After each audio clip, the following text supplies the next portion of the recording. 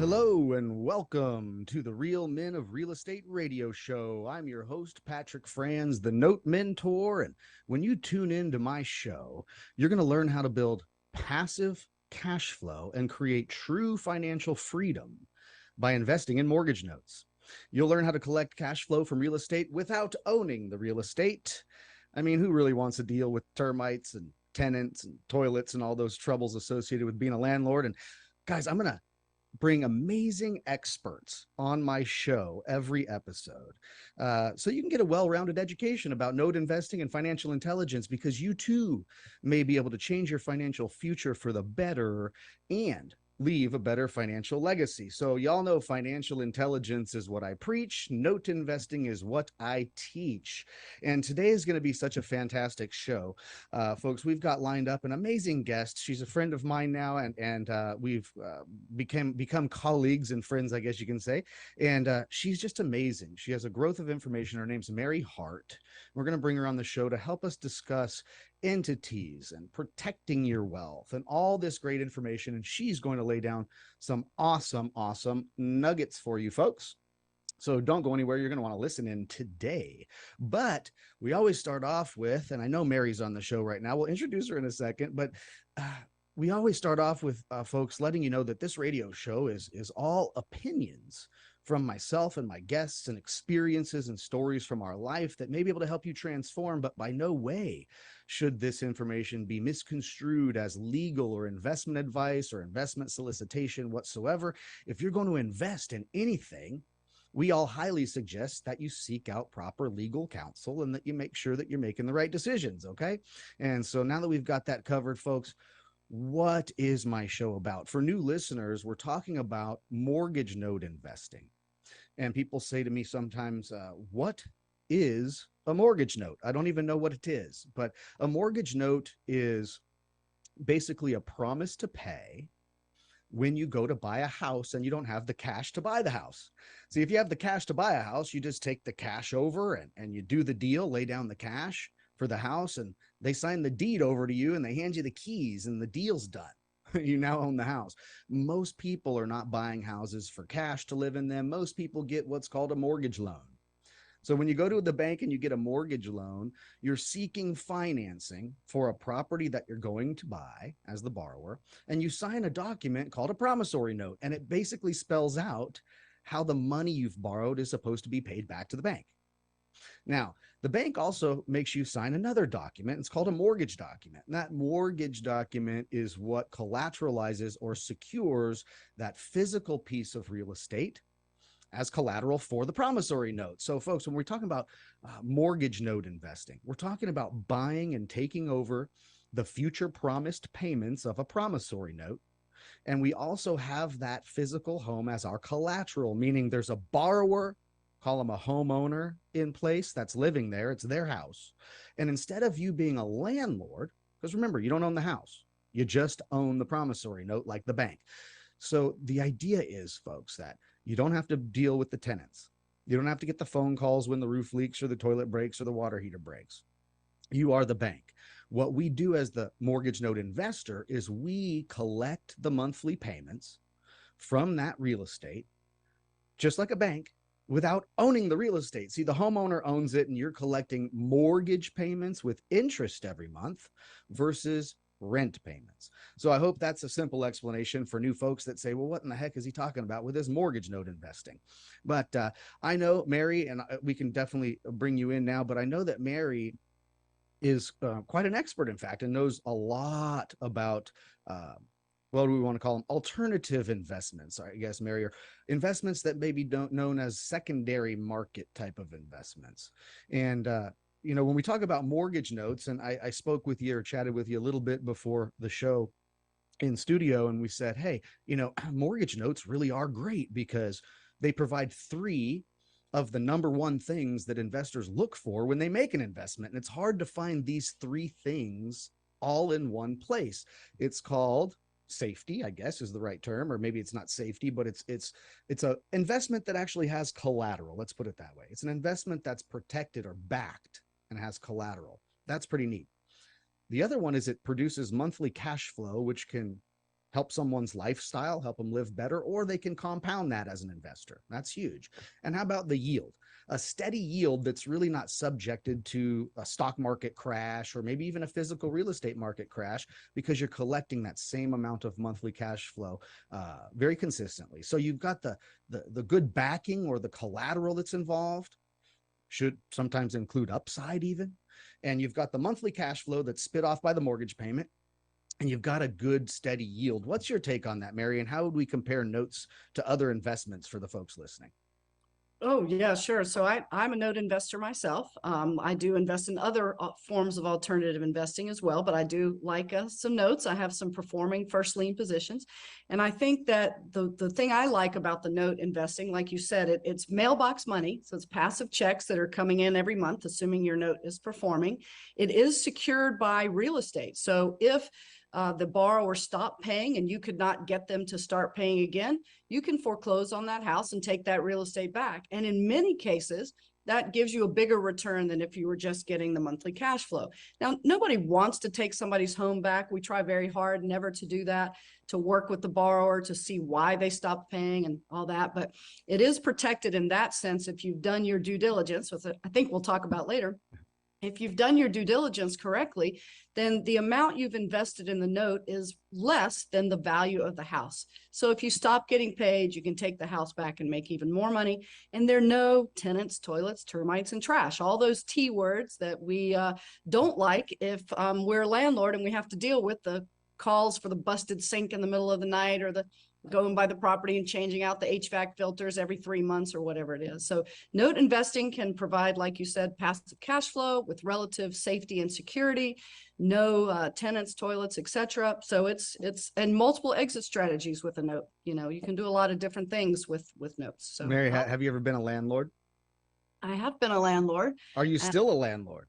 I'm still a landlord in the commercial space and in the short-term rental space. I gave up being a long-term tenant landlord long ago, like 15 or 16 years ago, because I did not like dealing with long-term tenants and all the phone calls when things didn't go right. So I'm not that kind of landlord anymore. Oh, and so you find out about notes. Let me ask you this. When did you find out about note investing? Well, I was a lawyer for over 30 years before I retired. And so I knew a lot about notes as a lawyer. I think I heard about note investing for the first time probably close to 20 years ago, but I did not invest in notes myself until the last couple of years because I was doing other things. But I certainly was aware of it for a long, long time. And it was in my radar as something I wanted to check out. And I finally decided to do it. And I'm glad I did. I like being a note investor. And let's get into the why, right? Why, so you've been a landlord, you've got, you said multifamily, you're obviously well versed in several different types of investments, and specifically about notes, since that's what my show is about. But why would you say in your mind, and let's just say owning a performing note, let's start with that. A performing note means, guys, that someone's just in the house, they live there, and they're paying their mortgage payment on time every month. And so it's kind of a clean thing. You buy it, put it in your portfolio, and start collecting mortgage payments every month. Sort of like buying a physical piece of real estate, Mary, that we're going to compare this with rentals here. But, you buy a physical piece of real estate, you own the real estate, you put a renter in there. Well, instead, we're buying the promissory note. There's a homeowner living there, and we're going to start collecting mortgage payments every month. Right. Super similar. But let's compare it a little bit, because you've had experience with both. Give me your story on why would you maybe rather, at this point in your life, with all the education experience you have, why would you maybe rather purchase a performing note versus a single family rental property?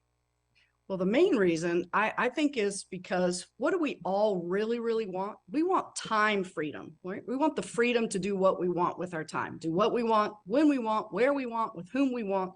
And in order to have that time freedom, I realized I needed financial freedom. And I could go out and work, 100 hours a week and earn a big salary and create a lot of money. but it didn't have time freedom associated with it. So I started looking for ways to invest in alternative investments. And I can tell you why in a minute, as opposed to the stock market, but invest in alternative investments that would bring me a relatively passive cash flow so that I could have time freedom. I'm 59 years old. My kids are grown up. I want to go visit them when I want to visit them. I want to have a backpack business and work from anywhere in the world that has an internet connection. And I can do that with notes. I don't have to worry about going physically buy a property. Even when I buy the notes, by the way, Patrick, I don't go see the property. I swing by on Google Earth, and I might hire a local realtor to go by and take the pictures for me or do whatever, but I don't even physically have to go to the property. So it's really a great way for me to be a more passive investor. I mean, let's face it, you're never completely passive in anything in the alternative space, but this is about as passive as it gets. The performing first lien notes, first lien position, meaning you're the first person to get the house back if the people don't pay. So yeah, that's the main reason that I really like it, is because I want time freedom.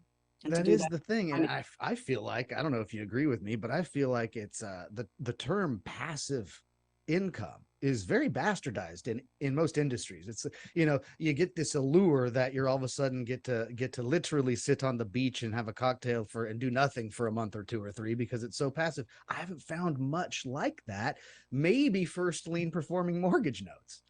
Yeah, I mean, I think that if there is nothing completely passive unless you've just won that giant lottery and you truly can sit on the beach with your rum drink.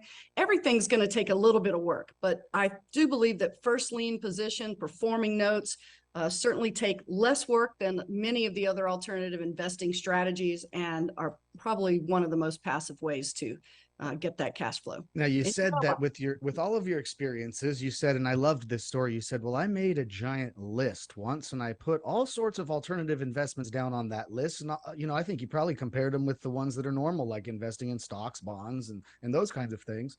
We have a minute or two before the first break, but notes versus other secondary investments. What's top 3 reasons for you, maybe personally, why notes might trump other options? Yeah, just real quick to explain my little spreadsheet, because I do think it's helpful. When I was, there's so many different types of investments, whether it's the stock market or the myriad of alternative investing you can do. I just wasn't sure I was doing the right thing. So I created a spreadsheet, and at the top, I put every single way I could think of to invest. And down on the left-hand column, I wrote everything about me, what my goals were. Did I want to work 5 hours a week, no hours a week, 20 hours a week? What my skill sets were, what I was looking for. And then I just went through and what I knew about each asset class, and I matched up the X's. And so I, at the time, was practicing full-time as a lawyer, running my own law firm. I had a single mom of 3 kids. I was exhausted in every way, and I was trying to create a relatively passive income stream. And so I was looking for those things that didn't require a 40-hour-a-week job for me. And so looking at notes, I can research those online in the evenings, at my lunch hour, on Saturdays and Sundays, do the little Google Earth flyby and start looking for paper. We call that paper, the promissory note, to buy. So it was an easy thing to do around my 60-hour-a-week law firm schedule. It's one of the beautiful thing. And we're going to talk a little bit more about this, folks, just after this first commercial break. And again, you're not going to want to go anywhere. More coming right back with Mary Hart about alternative and note investing strategies right here on the Real Men of Real Estate show. Don't go anywhere.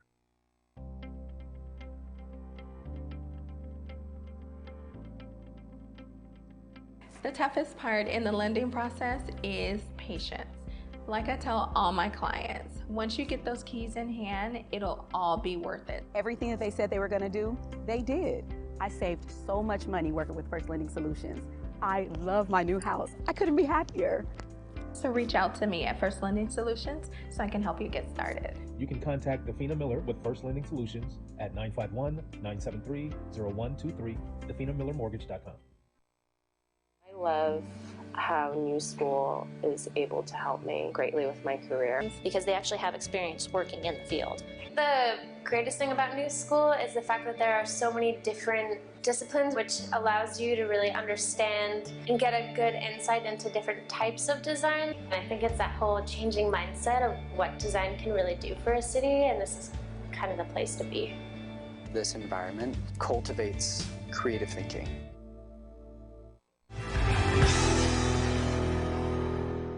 Hey, folks, welcome back to the Real Men of Real Estate radio show here on KCAA Radio. This is Patrick Franz, your host, the Note Mentor, and I'm back with Mary Hart, the fantastic Mary Hart, who is so smart, and she's here to shed some more light on helping us understand alternative investments like notes. But before we broke for commercial, Mary, you were talking about the list you made and why you made this, because who was Mary Hart? What was Mary Hart looking for? And how did this list come about? And then we're going to get into your 4 pillars, which I love. But who's Mary Hart, and why were you coming up with this list to try to figure out where to put your money? Well, first, I think it's important to realize there's so many different ways to invest, whether it's the stock market, the single family real estate homes, multifamily apartment buildings, RV parks, all sorts of different ways, notes, everything else. And so to know why I chose the areas I chose, you need to know a little bit about my background, because that was important, what my skill set was and what my life was. So at the time, I was a practicing attorney. I've been an attorney for over 30 years, although I'm currently retired as an attorney and I'm just a consultant. But at the time, I was trying to figure out what my skill sets were. Well, I'm darn good at paperwork because I'm an attorney and I'm good at the details, and I can read contracts and I can read promissory notes. So that was easy for me. There might be some people who hate paperwork, hate contracts. Maybe notes aren't for them. But for most of us who want something more passive, as long as you learn how to review those things, you can do a really great job as a note investor. But for me, I went through and I said, okay, I'm not going to flip houses, for instance, because I'm working a 60-hour-a-week job already. I can't go swing a hammer or even run a construction crew. I'm not going to jump into a 200-unit apartment building because I was at the beginning of my investing journey. And so I just figured out what fits my skill set, which was I'm good with people, I'm good with paperwork. I only want to do real estate investing, 5 hours or 10 hours a week at that time. I want to be able to have a backpack business and do it from anywhere so I can travel and take trips. So that's how I got into my spreadsheet, was figuring out who I was, what I wanted, and what I was good at. And that narrowed down my investment classes. And I ended up with notes, private lending, which is me creating my own notes, lending to flippers, for instance, and then vacation rentals, because they were relatively easy to manage compared to some of the other strategies. So that's how I got to where I was in my list.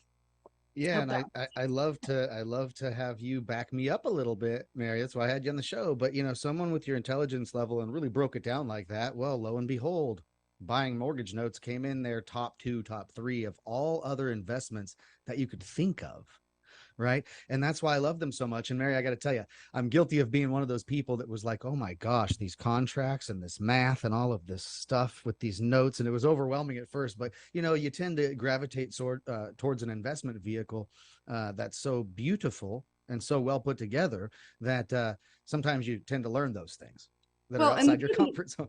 Right. And that's the good news about, these types of promissory notes, contracts, assignments, all the types of documents in the note world are all fairly standardized. And so once you learn what you're looking for, it becomes much easier to go through those documents with your checklist and, oh, there's the signature, there's the notary, there's the promise to pay, blah, blah, blah. All that. It makes it much easier to do. So it might be a little bit of a learning curve for people who aren't familiar with contracts or aren't attorneys, but it's relatively easy to learn. And once you know it, you're ready to go. I don't know if you ever witnessed the G.I. Joe cartoons back in the day. Oh, yes. G.I. Joe. I'm old. Yes. Yes. They always used to say at the end, knowing is half the battle. Right. And so I love telling people in the note investing world, listen, trust me, man, due diligence is half the battle, maybe more. What do you think about that? I think, first of all, everybody needs to know that they don't know what they don't know. It's very, very important. And the second thing is that due diligence is probably the most important aspect of any investing, whether that's stocks and bonds or any of the alternative investments. And what does that mean, due diligence? It means you need to go into every single potential deal, vetting the people, the paperwork, the property. You need to know what it is you're looking at. And with notes specifically, you want to vet not only the borrower, have they been paying or not paying? What's their track record? You want to vet the property. Is this a house you would be okay to take back if you had to? Is it in a neighborhood that you would be willing to go walk through at night, or send your grandma through to pick up a rent check, stuff like that. And then you want to vet the paperwork to make sure that it says what you think it says and that you're protected. So if you learn how to vet the people, the property, and the paperwork, then you're really in a very, very safe position with a promissory note investment. And in fact, when I buy a note, I never want to have more than about 65% of the value of the house out as an investment, because that gives me an automatic 35% equity cushion. If, goodness knows, if I had to take that house back, I'm actually making off better than if I just got paid in the normal course of business. So that's all part of your due diligence. And I would say it is critically important, and it has saved my bacon in the past for sure. Yeah. And, folks, if you want to learn more about mortgage note investing specifically, and especially how to do all of the complicated due diligence necessary, you guys can go to noteinvestoruniversity.com. And in fact, I know they have a due diligence masterclass there that kind of covers due diligence from A to Z. So go on over there, noteinvestoruniversity.com, and check it out if you want to learn about note investing. But Mary, you were mentioning 4 pillars. Let's just get right into that. You said there's 4 pillars with investing, and explain that for us. What is that? So I don't know when I came up with this, but it hit me sometime in the last couple of years that in any investment deal, there are 4 critical pieces. First of all, you have to have the right mindset. You have to believe you can do it. You have to think big, be safe, but think big. Believe you can do it. So get the right mindset. Once you get the mindset right, then you need to get the knowledge, the preparation. You need to learn everything you can about your asset strategy, what that investment class looks like, or maybe you're just learning about a lot of them, so you're deciding what asset class you want to invest in. But take the time and invest in the knowledge. And that investment could be an investment of your time. It might be an investment of an enrollment fee for a class. It might be an investment in a mastermind or a coach, but it is truly an investment in that knowledge. So once you have the mindset and the knowledge, the third pillar is you need a network. This is not a business you do by yourself. You always need a team, and what kind of team you need depends on the investment strategy. You might just need someone to bounce ideas off, and you can do the rest of it yourself. You might need a whole back end office. It really just depends on what you're doing. But mindset, knowledge, network, and none of it means a hill of beans if you don't take action. So I've always said, knowledge is power, knowledge is money, and that's all great, but that assumes you take action. And so those people who are perpetual students, who learn a lot and they network all the time, but they never take action, are never going to move their needle forward. So that's the 4 pillars: mindset, knowledge, network, and action. I think those are critical for every deal you're going to do.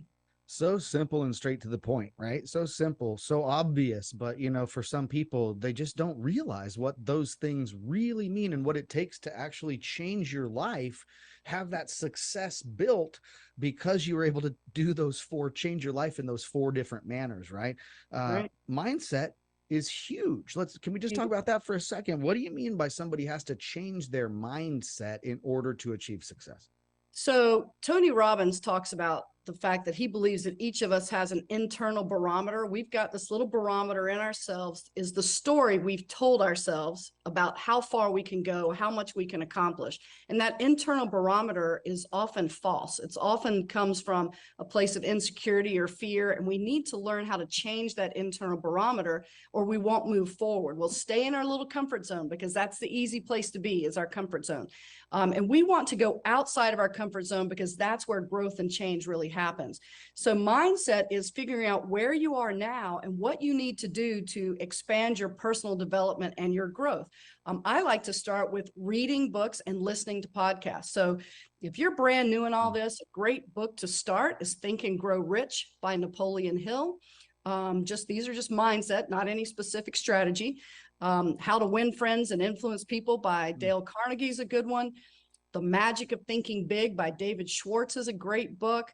There's so many of them. Oh my gosh. And listen to anything you can get your hands on by Jim Rohn, R-O-H-N, huge mentor. I did not meet him, unfortunately, but I listened to everything. So you've got to figure out where you are and where you need to grow, and then find those resources, whether it's books, mentors, Note Investor University, Patrick, you mentioned, there are all sorts of places, great resource there. Find what you need to grow.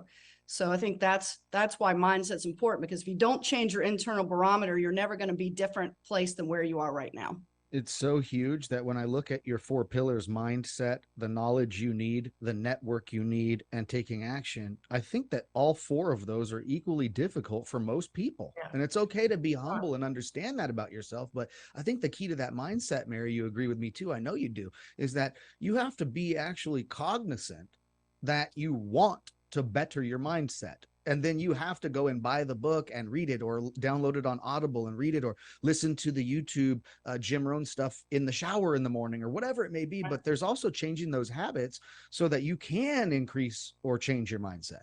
Right. Like I just started reading for the second time today, The Compound Effect by Darren Hardy. And it's about how you can take little teeny tiny actions consistently over time can change the whole trajectory of your life and make such a big difference. And so I recognized that, I was getting a little sloppy in my habits. And so I thought, you know what, I need to read that book again. So I'm starting it, I'm highlighting it. It's incredibly powerful to read and listen to other mentors. 100%. We're going to go through this a little quicker because we're running out of time in this second segment, but no worries. But the knowledge base, they can go to noteinvestoruniversity.com. They can get in knowledge on note investing, right? Yeah. If they want knowledge from the rest of the things we're about to talk about in the show, maybe they want to reach out to you, but I figure we'll give them a chance to learn this in the middle of the show here. But how do they reach out to you if they want information on investment strategy, entities, protection, those kinds of things? Yeah. So I have 2 main ways that I help people right now. I told you I was no longer practicing law, but I have a monthly membership called the AIM Higher Academy, and AIM stands for Alternative Investing Movement. So we have the AIM Higher Academy, where we teach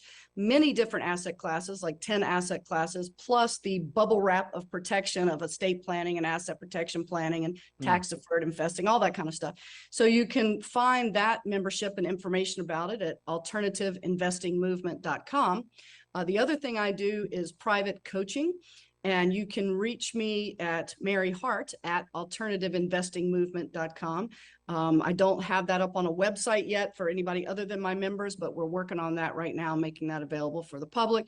It's not cheap, but nothing good is, in my opinion. So I have 30 plus years of experience. I'm happy to share. I do put videos on YouTube, Instagram, TikTok. It's under, I think, Mary Hart AIM. And there's a lot of information there that's free and up for the public. And we're constantly trying to do more of that. So, my goal is to create my own legacy by helping people with financial literacy. I know that's important to you, Patrick. Yes. And to try to move everybody's needle forward in the knowledge area. Folks, I'm telling you right now, Mary is full of knowledge. Why do you think she's my friend? Why do you think I want to be able to talk to her about things and get information from her? And the best way to do it is where? Get that website out there one more time.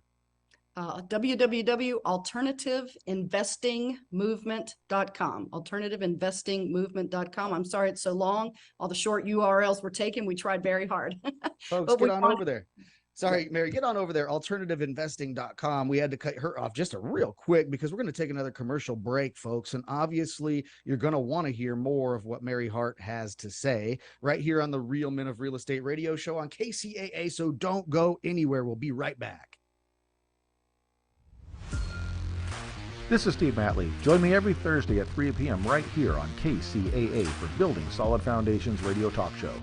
I spent decades as a professional construction manager, business owner, real estate developer, and a college educator, and I enjoy learning new things from others. We talk a lot about real estate, business, and finance, but we cover a diverse range of other topics as well. Some of the topics we've discussed in the past few months include real estate investing, leadership, higher education, ADUs, marketing using technology, multifamily rental properties, business strategy, entrepreneurship. You never know who may show up or what they may talk about. So join us right here on KCAA for Building Solid Foundations Radio. I love how New School is able to help me greatly with my career. Because they actually have experience working in the field. The greatest thing about New School is the fact that there are so many different disciplines, which allows you to really understand and get a good insight into different types of design. And I think it's that whole changing mindset of what design can really do for a city, and this is kind of the place to be. This environment cultivates creative thinking.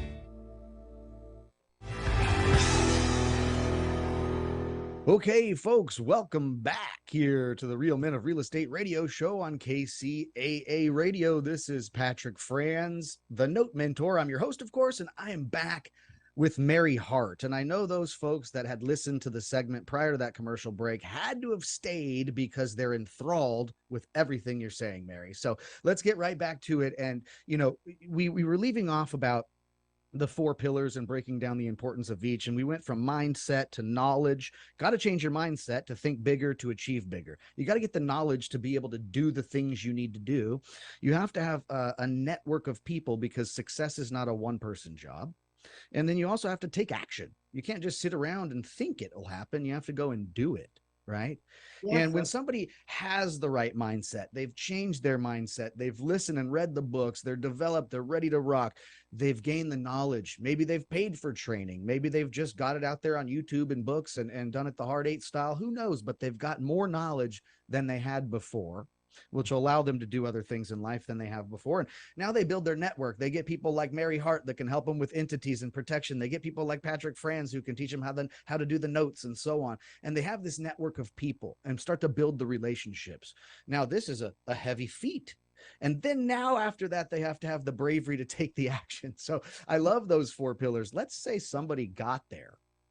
Somebody got there, Mary. They changed their mindset. They got that knowledge. They've got their network in place and they're ready to rock and roll and take this action. Well, somebody goes and takes action. They may even take action the wrong way. This is a part of the knowledge you need to have, and where Mary comes into play like hotcakes. So would you invest into a mortgage note with your personal name? Mary Hart is buying the mortgage note, or would you use some sort of an entity like an LLC or something like that? So in general, I don't believe in investing in your personal name, because then you're just wide open to potential claims of creditors. With a note, it's not as risky as owning an actual house, unless you have to take the house back, because nobody sues the bank when you slip and fall. But even then, I would rather hold it in either a trust or an LLC. And that is because of several reasons. But let's say an LLC, that way, if I do have to take the house back, now it's owned in my limited liability company, and there is a creditor protected wall between that LLC and my personal assets. So if somebody slips and falls in that house, they can't go get my stock account or my other properties or anything like that, if everything is set up and managed correctly. So I like an entity, and either a trust or an LLC, or a trust with an LLC as its beneficiary, and you owning the LLC. So yeah, I like some form of entity. Yeah, and you know, it helps in so many different ways. I mean, you just hit on, I think, a 1 or 2 minorly, but I mean, there's a big deal here, guys. There's a big deal. There's a big deal on protection. There's a big deal on taxes, isn't there? There's a difference in taxes, isn't there? If you own something in your personal name versus owning it in an LLC, the profits made on that investment are actually taxed differently. Isn't that right? Well, that depends, not necessarily, because the LLC is usually an entity that passes through the income and deductions to the members. So it kind of depends on how the asset is structured. But I think all these things, you know, you're spending all this time learning and growing and making these deals, but we want to bubble wrap them, right? What is the bubble wrap that protects all these investments that you've spent so much time learning about and investing in? And I think due diligence, we've talked about that, is huge. Setting up your proper entity structure to own your investments, whether it's notes or other investments, in a way that is the most protected. Taxes can be part of it, depending on the type of asset. Certainly creditor protection, ease of management, ease of passing it down to the next generation. So that's the estate planning. That's part of your bubble wrap as well, right? You're going to work so hard, and then at your death or disability, do you want your investments eviscerated by estate taxes, gift taxes, creditors, medical bills, blah, blah, blah, all this kind of stuff. So there are many, many things we need to look at in the bubble wrap. You know, we make all this money. How do we protect it, and how do we pass it on when we're gone? So those are all very important topics. Let's talk about it. Let's expound upon that a bit, okay? Because I know that you also use statements, and I love them, but you also were talking about the layers of the onion. Yes. And people understand that statement, but maybe not how you're going to relate it to this. Okay. Right. So what's the layers of the onion? And then after that, let's get right into really protecting. If you do have success, you do have assets, you are getting some cash flow, you got where you wanted to get financially. and then you want to leave that as a legacy to people, right? And how we would protect that, and how would people make sure that they're not getting themselves in trouble upon their passing, right? But what about what are these layers of the onion you speak of? So I've been using that metaphor, layers of the onion, for probably 20 years, as I've been teaching for 30 years. But for the last 20, I've used this metaphor because I heard somebody else say it. I didn't make it up, but I use it in the context of asset protection planning because I think of that as layers of the onion. So what's the outer layer? The outer layer is be a good steward of your asset, of your property. So if you own a rental home, keep the snow melt on the sidewalk, make sure the lighting is safe and common areas are well lit, things like that. So be a good steward of the property. That's the first layer of the onion. Second layer of the onion is have the best insurance that you can afford and make sure it is the right type of policy. If you own a vacation rental house, make sure you have the right type of policy that will cover a vacation rental. If you have a note, make sure you have what we call forced place insurance. So if the homeowner stops paying their insurance, there's an insurance policy that goes into place at that point. So that's the second layer, is have the right insurance and have the best insurance that you can afford. The third layer is look at owning things and entities that protect you from creditors, the LLCs. Trusts in and of themselves are not creditor protected vehicles unless they're an irrevocable trust. But when we use a revocable trust, like a paper trust or a land trust or a living trust for estate planning, we can hold assets in those trusts. We just need to do extra things to protect them. So that's the next layer. The fourth layer is, how do we layer entities? Do we have like a note owned in a paper trust, which is just a revocable trust where you're the person who sets it up and you or your LLC is the beneficiary? You know, who's the beneficiary of that paper trust? Who's the, you know, so on and so on. How many layers do you use? How far up you go is depending on your situation. But those are the layers of the onion. Is just how deep you need to go within that onion depends on your personal situation and, you know, how paranoid you are or how protected you want to be, how much you're willing to pay and how much tediousness you're willing to undergo to be as most protected as you can. Does that make sense? 100%. And I think, you know, a question just maybe, because I know that I had this question in the past. I may know more about it nowadays, but, you know, there might be some new investors on here, and, you know, let's say they do get intrigued with mortgage notes. Maybe they've never heard about them. They find out about them. Oh, goody, I want to go do that now. But maybe they've already previously been investors. Maybe they have stocks in the stock market. Maybe they have 2 rental houses and they're landlords. And then they want to add notes to this. Do you suggest that somebody put their mortgage note investments into the same LLC or the same pool as their rental properties and other investments all in one pool? Or do you say somebody should have separate entities for each? What's your take on that? Well, my take is definitely in your scenario to have separate entities. And here's why. Anything you commingle within one entity is going to share potential liability. So if you have your notes in the same LLC as rental properties and somebody slips and falls in your rental property and sues your LLC, if they get a judgment, they may or may not be able to have access to all of the assets in that LLC, including the notes. And in that particular situation, notes have very little liability compared to actually owning the property. That's one of the benefits of notes, is nobody sues the bank when somebody slips and falls. You know, they don't. You're not responsible for the actual property unless you have to take it back. So I certainly would segregate my notes out into a separate LLC so they're not tainted by any potential liability of my single family homes or my multifamily homes or whatever it is that you have. So absolutely separate entities for me in those two examples. And we talked about, excuse me, we talked about a blanketing something with a trust, if that's probably not the right terminology, but you have a trust own the asset. So a trust owns the note, and then the LLC becomes the main beneficiary of that trust. Explain that a little bit. And also, secondary question to add on to that is, then would you have one trust that would own rental properties and notes and have 2 separate LLCs as beneficiaries? How does that work? So these types of trusts you're referring to are revocable trusts. So let's say I set up a trust, and I'll call it the 123 trust. It doesn't matter what the name is. I set up this revocable trust and I have the trust buy my note, for instance. And Patrick, let's say I made you my trustee. I trust you. You're my trustee. You're going to sign on the dotted line for me. Okay. And I'm the beneficiary. I mean, I don't want to be the beneficiary as an individual, by the way. We'll get to that in a minute. But whoever the beneficiary is has the right to direct the trustee as to what actions to take. So I direct you to buy note one. So that trust, we'll call it a paper trust because it's going to own the paper, the promissory note. It buys that promissory note. You're the trustee, so you sign on the dotted line.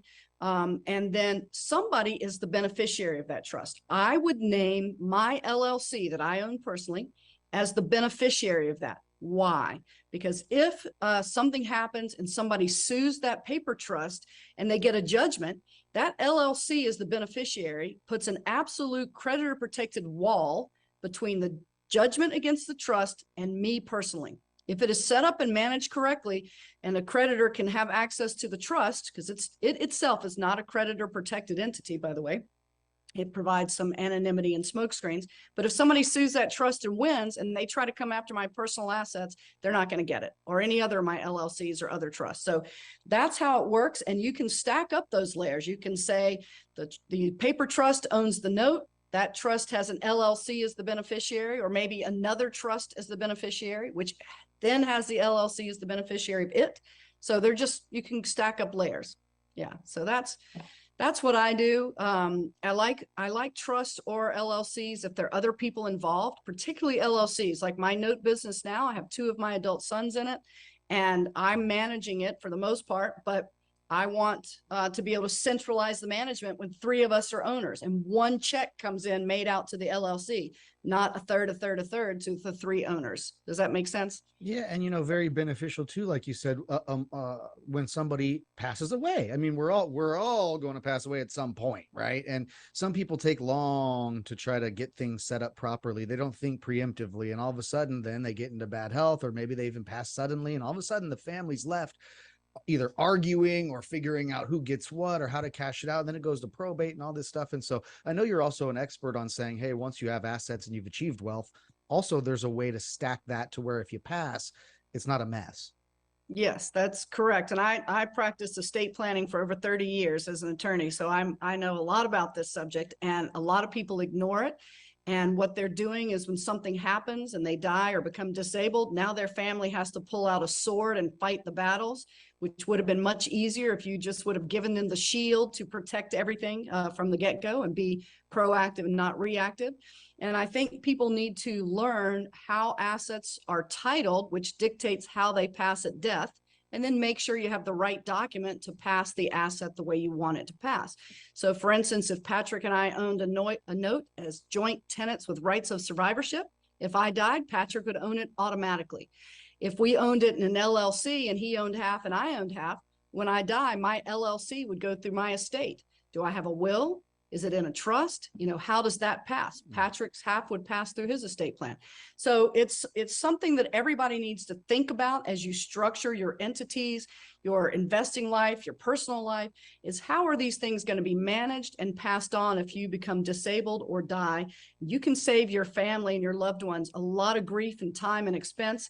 And I call that estate plan your ultimate love letter, because I think it's your ultimate love letter. Oh my goodness. So we need hours and hours of you. I'll tell you that. But folks, we're going to take another commercial break here, and we're going to be right back with more of Mary Hart. I know you're going to want some more of Mary Hart. I know I do. Don't go anywhere, because when we come back, we're going to give some more insight on how you can get a hold of her and maybe visit her website and reach out to her if you want her to help you set up your investment game proper from the beginning, or maybe even take you backwards and reset it up, because now you're learning, oop, maybe I didn't do this right. But folks, don't go anywhere. We'll be right back here on KCAA Radio in just a minute. Real Men of Real Estate. Men of Real Estate Radio show here on KCAA. Notes, mortgages can be purchased. All of us want to live in thriving communities. Basically, go to the radio station, KCAAradio.com. You can find us on your dial at 102.3 FM, 1050 AM, as well as 106.5 FM.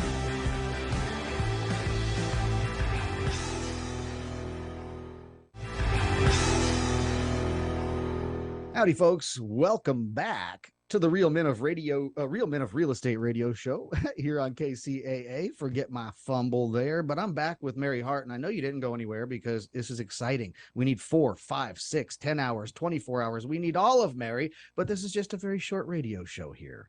And so let's get right back into what you were just saying, Mary, in the fact that you're not practicing law anymore, but you do help investors in several different ways. So elaborate on that.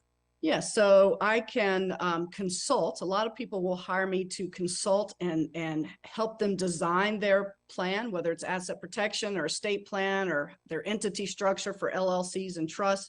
And we put together a game plan that then they can take to their attorney for actual implementation.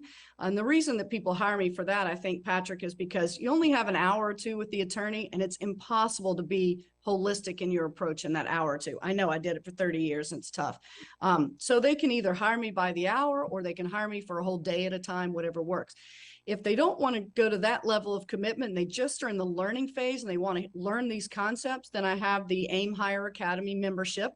And we have a weekly Zoom call with questions and answers, and I give presentations on a range of topics, including all these things we've talked about today and more. And we have videos and resources and everything in a library member portal for the people who sign up. And people can join for a month at a time or a whole year at a time, whatever they want. And so those are the ways that I work with people right now, is either private consulting or through the membership where I teach and mentor people. So that's kind of where we are. The membership is more affordable, but you don't get as personalized attention as you do on the private consulting / coaching piece. And who do you find, Mary, is kind of your normal clientele? Who do you find is reaching out to you for the services that you can provide? Is it normally really super duper successful investors? Is it normally new ones, a mixture of both? It's really all across the board. So in our AIM Hire Academy membership, we've got all levels of experience, from brand new newbies who are 18 years old to people who've been investing in multiple asset classes for 30 years or more.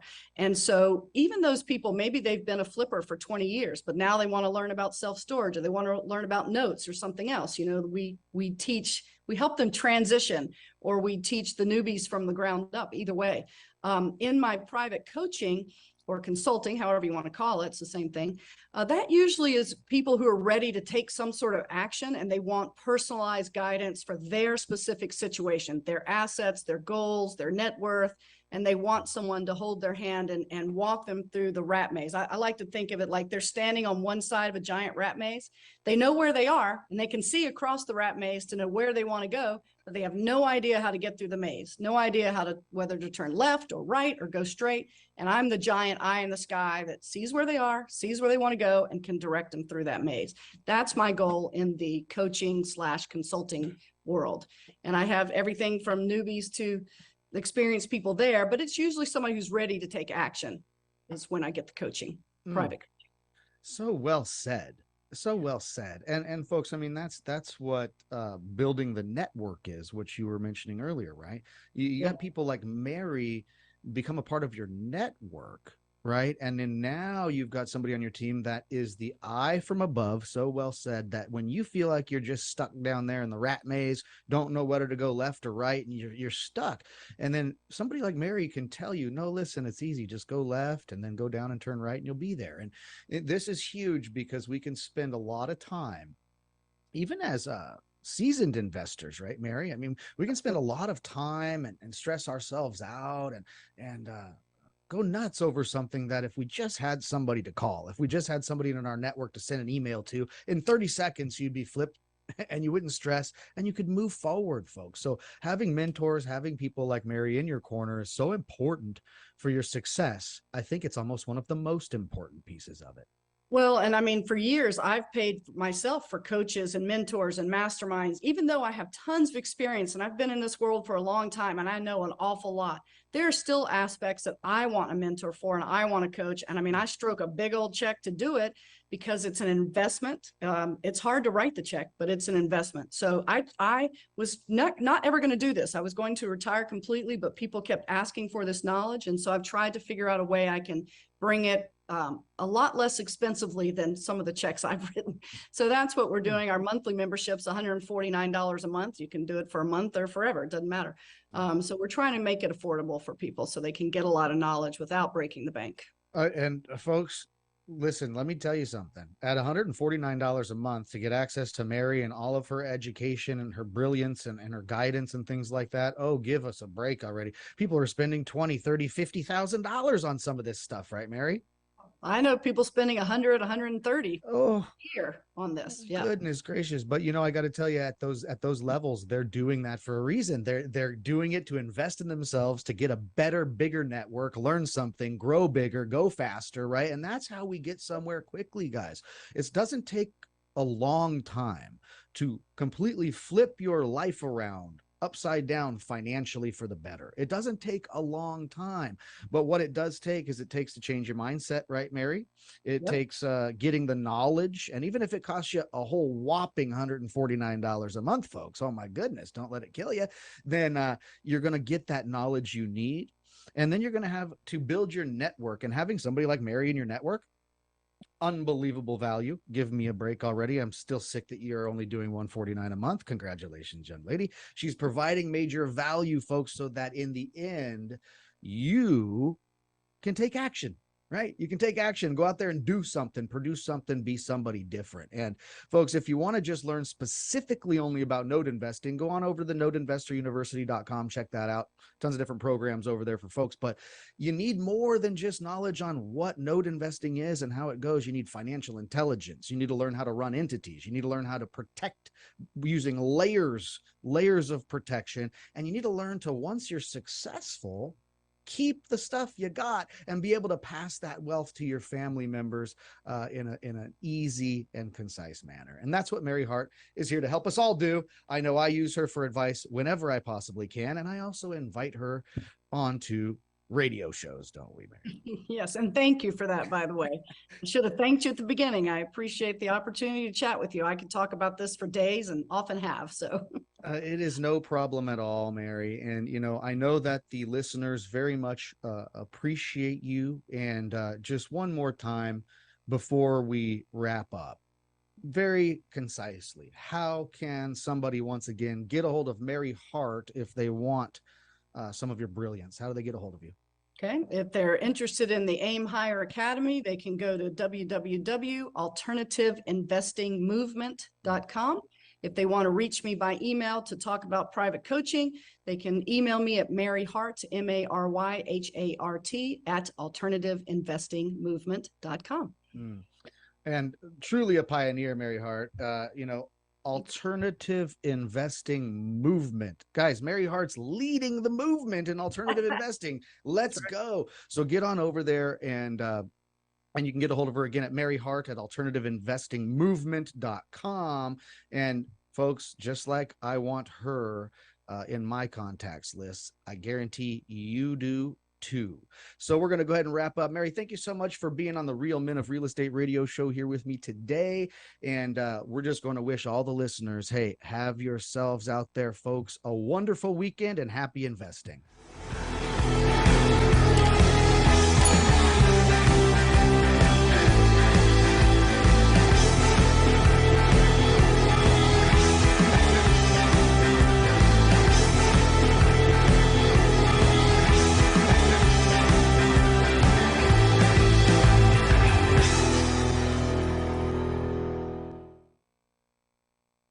The most diversified radio station on the dial, KCAA. The first thing you're going to have to learn is that until you stop expecting our politicians or anyone else to change your life isn't going to change.